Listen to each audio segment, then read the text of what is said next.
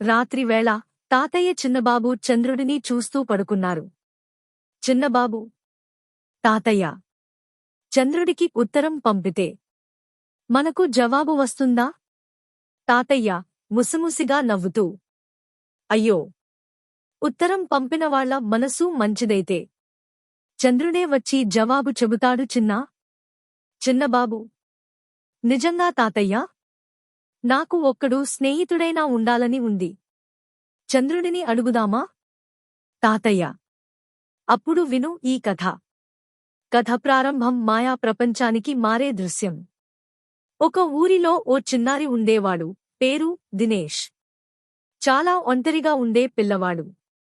ఎవ్వరూ అతనితో ఆడేవారు కాదు, మాట్లాడేవారు కూడా ఉండేవారు కాదు. కాని రాత్రి అయ్యాక ఒక్కతనిగానే పైకప్పు మీద పడుకుని చంద్రుణ్ణి చూస్తూ ఇలా అడిగేవాడు.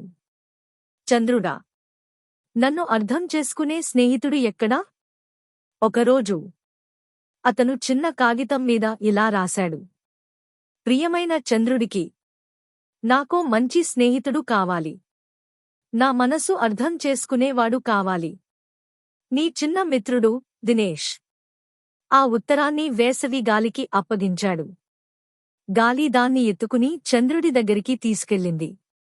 మాయా ఘడియ చంద్రుడు ఉత్తరం అందుకుంటాడు. చంద్రుడు ఆ ఉత్తరాన్ని చదివాడు.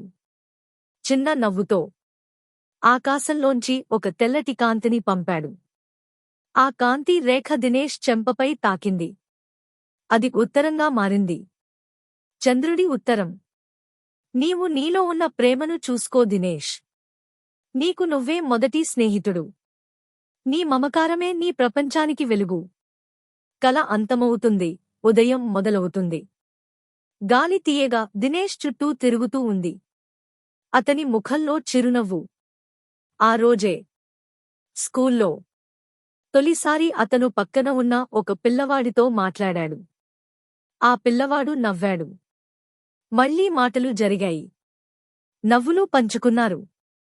చంద్రుడి ఉత్తరం నిజమైంది. మళ్లీ తాతయ్య చిన్నబాబు దగ్గరికి వచ్చాం. చంద్రుడు మృదువుగా ప్రకాశిస్తున్నాడు. చిన్నబాబు, తాతయ్య, అంటే నాకు కూడా ఉత్తరం రాస్తాడా చంద్రుడు? తాతయ్య, నువ్వు నీలోని ప్రేమని చూసుకో చిన్నా. నీకు అవసరమైన జవాబు నీలో నుంచే వస్తుంది. చిన్నబాబు, అప్పుడే నాకు నవ్వొచ్చింది తాతయ్య. అది చంద్రుడి జవాబేనా? తాతయ్య, అవునురా. అదే నిజమైన స్నేహం మొదలు. నీతి మోరల్. మంచితనాన్ని మనలోనే మొదలుపెట్టాలి. మనము మనకు స్నేహితులమైతే ప్రపంచమే మనతో కలిసి నవ్వుతుంది.